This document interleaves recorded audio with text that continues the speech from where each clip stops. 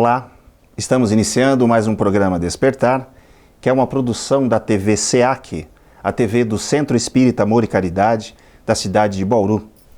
No programa de hoje, estamos recebendo a assistente social Abigail Torres. Abigail é mestre e doutora em Serviço Social, Políticas Sociais e Movimento Social. Abigail tem pós-doutorado em Política Social e atua há mais de 30 anos na área de assistência social, com atenção aos direitos de crianças e adolescentes. Olá, Abigail, seja bem-vinda ao nosso programa. Obrigada, Renato. Boa noite. Um prazer estar aqui para falar da assistência social. Prazer é todo nosso. Abigail, nos fale um pouco a respeito da atuação do profissional na área da assistência social. Aonde ele atua, quais são as funções, como é o dia a dia desse profissional? Então, a assistência social, desde 2004, vem buscando se profissionalizar, né? E ter cada vez mais profissionais especializados para lidar com os problemas que a assistência social atua, né? E desde então, a gente vem lutando para ter no Brasil uma rede de serviços. Antes de 2004, a gente tinha muitos projetos, muitos programas pontuais que cada governo implementava, né? E a partir deste momento, a gente começou a discutir que é necessário ter serviços continuados, com certeza, né, de atenção. E os profissionais, então, trabalham prioritariamente nestes serviços. São profissionais de nível médio, são profissionais de nível superior, né? São profissionais do apoio, né? Hoje o sistema já tem um efetivo de em torno de 600 mil profissionais em todo o Brasil. O sistema é muito expressivo. Ele só não é mais expressivo porque a demanda é muito grande, né? Então a gente tem muita defasagem de cobertura. Que tipo de trabalho é feito? A política de assistência social é uma política de cuidados.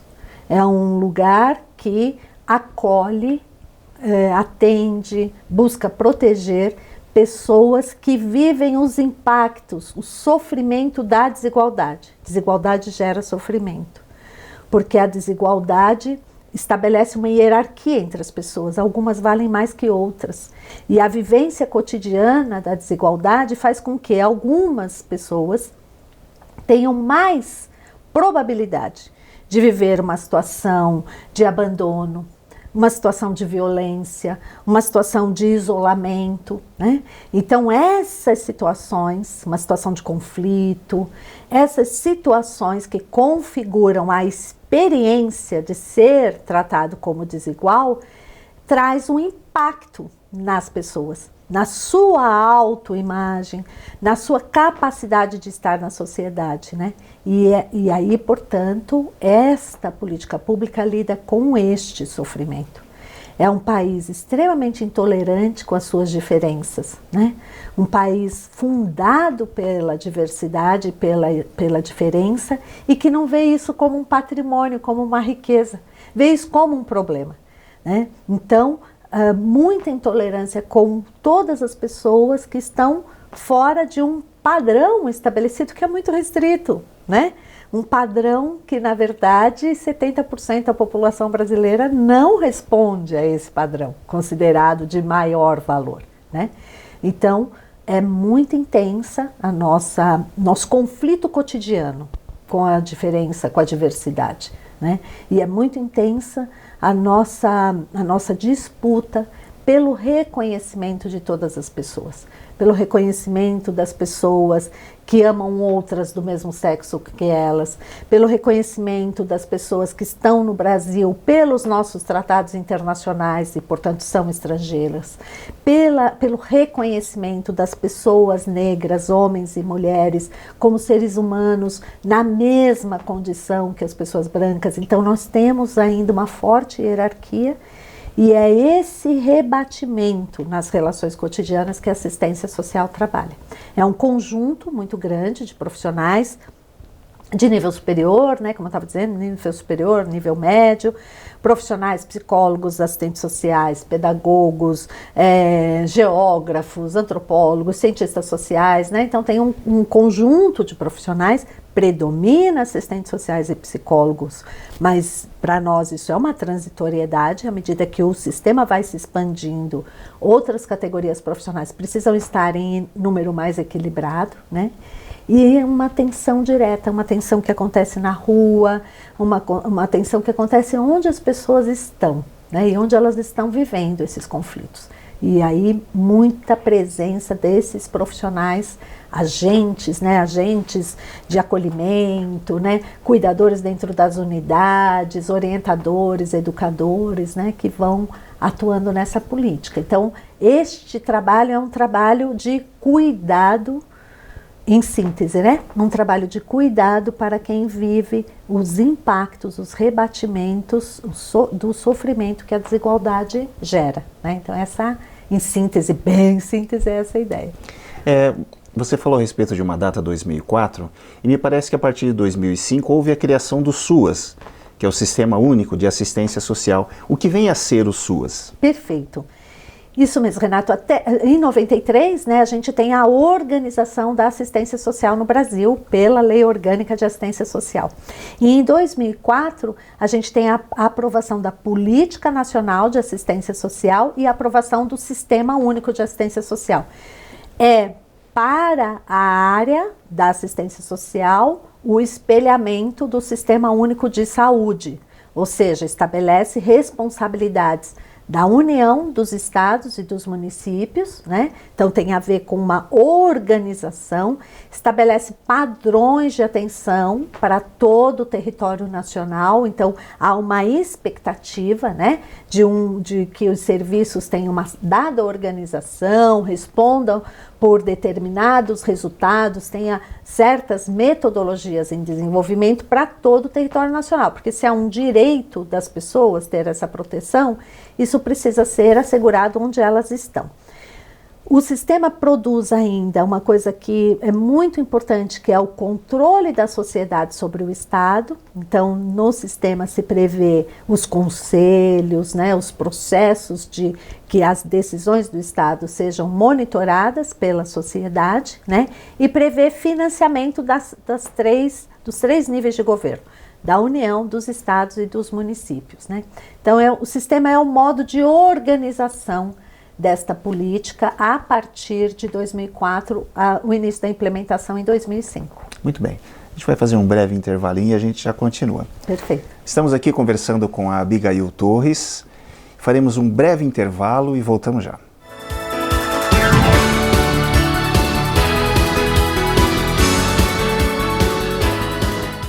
Você pode ajudar o SEAC de Bauru se cadastrando na campanha Nota Fiscal Paulista e indicando a nossa organização como beneficiária na doação automática. Com sua contribuição, nós recebemos o valor calculado em tributos fiscais e concorremos a sorteios mensais. Você também concorre a prêmios de até R$1 milhão e tudo com custo zero. Toda vez que você solicitar o CPF no ato da compra, a doação automática ocorrerá. Cadastre-se no programa Nota Fiscal Paulista pelo site ou, se preferir, baixe o aplicativo no seu celular. Faça seu login e siga o passo a passo que o sistema oferece. Escolha a opção Entidades e, em seguida, Doação de Cupom Fiscal com CPF Automático. Pesquise pelo nosso CNPJ, Centro Espírita Amor e Caridade, e selecione Prazo Indeterminado. Pronto, agora você já está ajudando o SEAC e todos os nossos projetos. O Centro Espírita Amor e Caridade de Bauru agradece.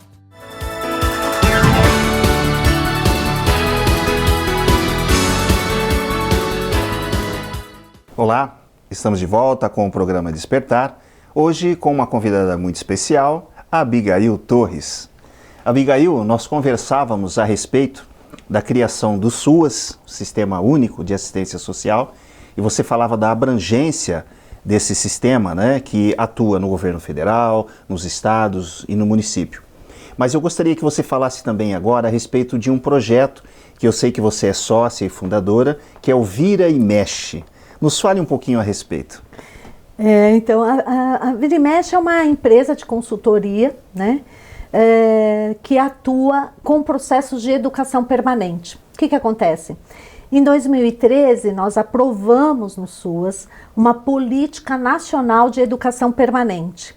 numa perspectiva de entender o seguinte: se lidamos com questões tão complexas, né, como é a desigualdade nesse país, né, um país que é entre as 10 maiores economias do mundo, mas que está ali agora, nesse momento, inclusive, né, lidando com a fome, né? Então veja que grau, né, de distância, que contradição, né, tão grande assim, né?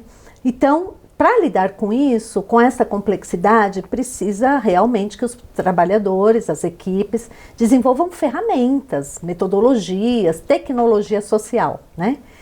E aí, em 2013, se aprovou que houvesse um investimento, né, nas equipes. Isso é um direito das equipes, né, o direito do trabalhador e da trabalhadora do SUAS ter acesso a processos de formação em serviço que os apoie, tecnicamente, a lidar com os desafios cotidianos que eles enfrentam, né?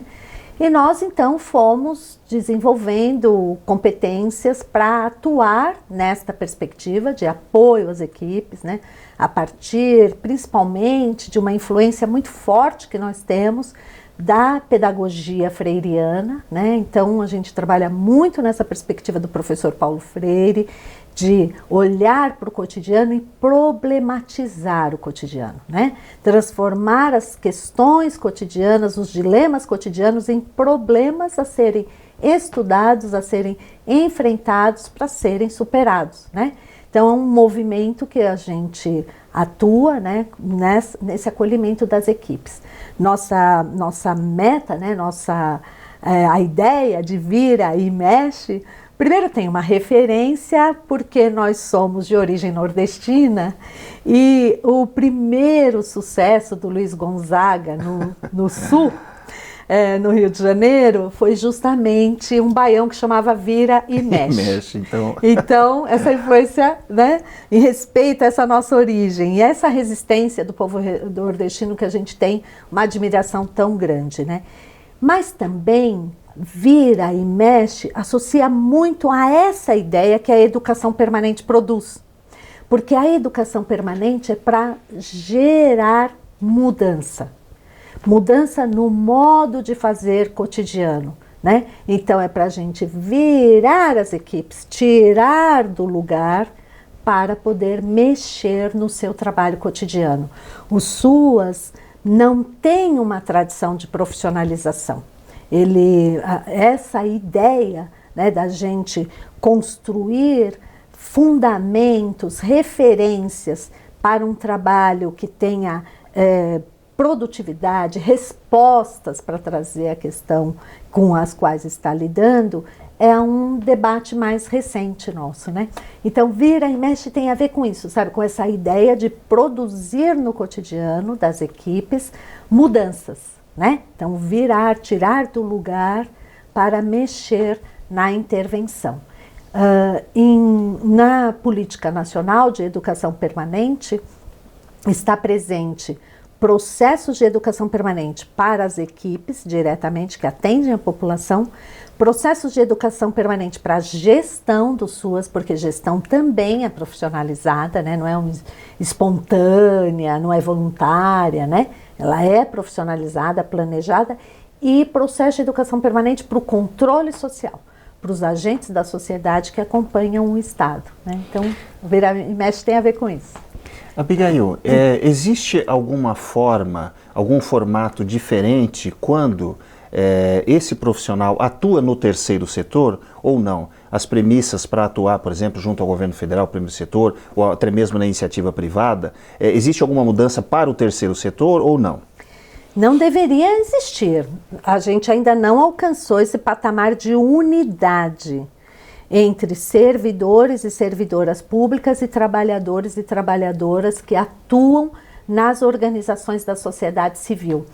A rigor, essa unidade da intervenção, essa unidade de concepção, essa é uma construção ainda no SUAS, né? Porque é necessário, sim, que entendamos, né, que são serviços, eles estão associados a organizações sociais, eles são de origem das organizações sociais, muitos deles, né? mas eles são para atender uma necessidade coletiva e pública. E, portanto, a metodologia ou a expectativa de resposta não pode ser diferente se for um serviço público de um serviço da sociedade civil, ou executado pela sociedade civil, sob pena da gente diferenciar qual é o direito. E um parâmetro de direito é a universalidade e é a igualdade. Então, o direito não pode passar por uma mediação que tenha a ver com a origem da organização que presta o serviço, né? Mas isso ainda é uma construção para nós, ainda insuficientemente equacionada, porque realmente houve uma defesa, né, prioritária de termos concursos públicos, e nós defendemos isso pela continuidade que representa, né, ter concurso público. E as organizações da sociedade civil têm recebido recursos, mas não suficiente para assegurar o mesmo patamar de isonomia, de condição de trabalho que servidores e servidoras. Então, muitas vezes nós nos deparamos com uma rotatividade, né? E uma necessidade de investimento, porque inclusive, às vezes os recursos são diferentes, né? São em graus diferentes os recursos. E aí tem que haver uma adaptação na forma do uso desses recursos para se manter, né, essa equidade no atendimento, né, aos assistidos, né? E os investimentos na formação e na qualificação, né, desse quadro de profissionais. Também é muito estratégico isso para ter esses patamares, né, similares. Exatamente. E hoje, como você enxerga, como está a situação hoje na atuação nesses setores? Ele está muito distante dessa ideia da equidade pela estrutura que eles apresentam, ou a diferença não é muito grande? Então, Renato, para a gente falar, né, dessa condição de isonomia, é importante destacar que a própria sociedade civil também é muito heterogênea, é muito diversa. Então, nós temos organizações que têm uma estrutura, né, que têm profissionais de nível superior, que tem, às vezes, financiamentos outros para além do próprio Estado. Então, tem fontes de financiamento que assegura maior sustentabilidade, né? E temos organizações muito pequenas, que dependem exclusivamente dos recursos do Estado para desenvolver o trabalho. Temos organizações que têm na sua diretoria, na sua direção, compreensão deste processo e dessa relevância. E temos organizações que a diretoria ainda tem uma concepção que é muito distinta da concepção da política pública. Então, é um universo diverso, muito heterogêneo. Mas, principalmente em algumas localidades, como é o Sudeste, imprescindível. As organizações na relação com o Estado, numa relação de parceria, de corresponsabilidade, é imprescindível pela demanda que nós temos, né, nessas regiões. Muito bem. Nós estamos conversando aqui com a Abigail Torres, faremos um breve intervalo e voltamos já.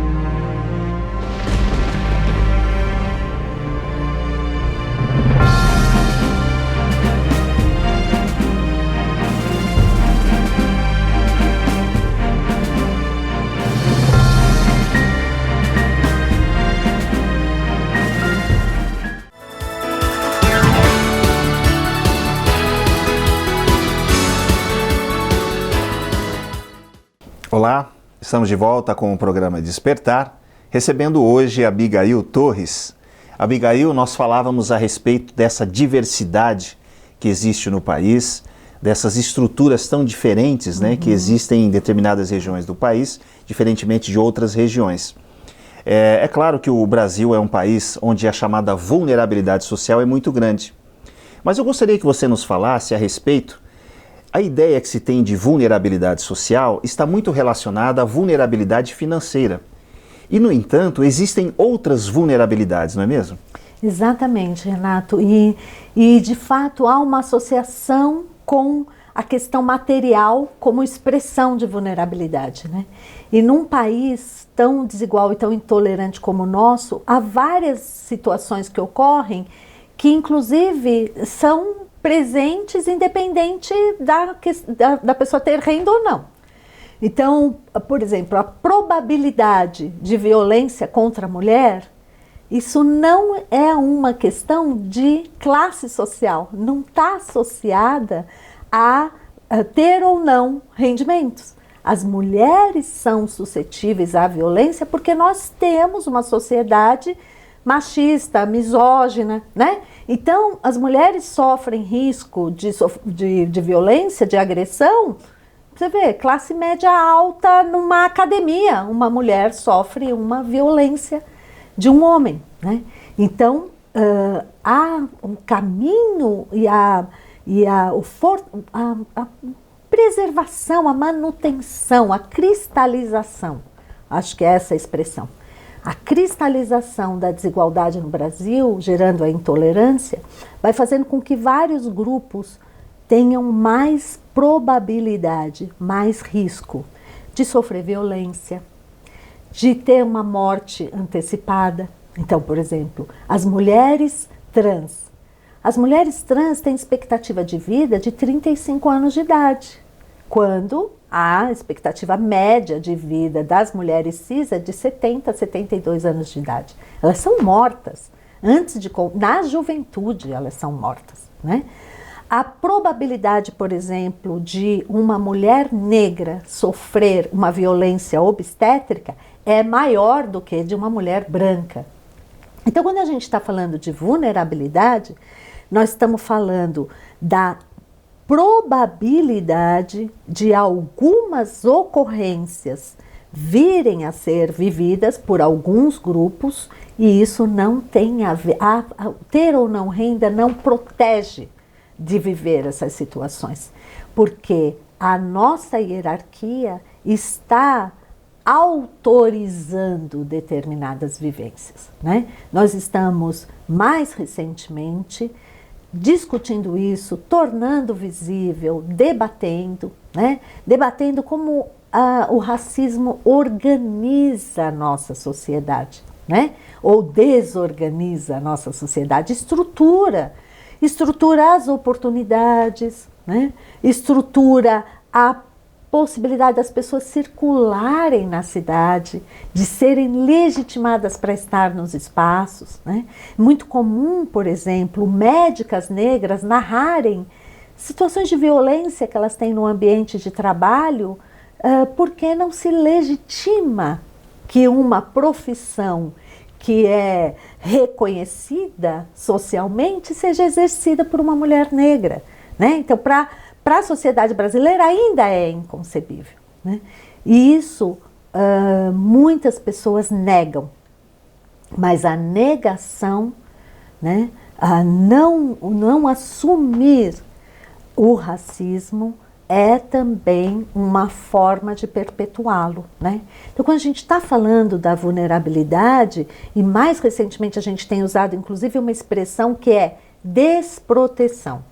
A gente tem usado essa expressão para dizer cabe Estado, cabe governos atuarem para enfrentar essas situações, porque se as pessoas estão expostas a viver determinadas situações é porque elas estão desprotegidas. E, portanto, protegê-las de viver isso é tarefa do Estado, né? De impedir que isso ocorra, de indenizar, reparar os danos de quem viveu e antecipar que não volte a ocorrer. O que a gente está vendo é uma replicação intergeracional, né? As pessoas permanecerem vivendo. Então, essas situações. Então, violência contra a mulher, homofobia, racismo, são questões que estão presentes na nossa sociedade como se nada fosse, como se fosse natural isso, né? E essas pessoas têm, a sociedade é perigosa para elas. Elas vivem mais probabilidade de serem violentadas, né? Então isso é uma preocupação muito grande. Então quando a gente está falando de vulnerabilidade, A questão econômica, do nosso ponto de vista, na assistência social, a renda é decorrente dessa ausência de oportunidades. Então, vulnerabilidade material, vulnerabilidade de renda, decorre dessa hierarquia, né? E requer que a gente discuta, inclusive, o nosso modelo econômico. É que essa vulnerabilidade, ela acaba gerando uma ideia, uma cultura em que as pessoas acabam entrando nesse processo e assimilando muitas vezes essa discriminação como algo natural, fazendo parte da cultura, e isso, impregnado como está na nossa sociedade, acaba gerando consequências até no desenvolvimento econômico e profissional dessa pessoa, pelo fato dela ter se tornado vulnerável, né? Muitas vezes sem saber que estava nesse processo, né? O G.C. Souza, né, que vem estudando muito esses processos no Brasil, né, ele diz que há uma incorporação no imaginário coletivo. Essa hierarquia entre as pessoas, isso é colocado naturalmente. Há vários ditados populares que vão referendando isso. E as famílias negras, inclusive para sobreviverem nesta estrutura, elas têm uma série de medidas de autoproteção, né? Então, desde orientar o filho, como o filho se veste, por onde ele vai, né? Não fica tarde na rua. Então, tem uma série de medidas de autopreservação que as famílias negras adotam para sobreviver a essas situações, né? Mas esse é um imaginário coletivo que vai sustentando. Então, que acaba sendo institucionalizado, né, Abigail? Isso. Abigail, nosso tempo está encerrando. Já fica aqui o convite para a gente fazer um novo encontro, para a gente falar desse assunto tão interessante. Obrigada. Nós recebemos hoje a assistente social, mestre e doutora em serviço social, políticas sociais, Abigail Torres. Para você, muito obrigado pela sua audiência e até a próxima.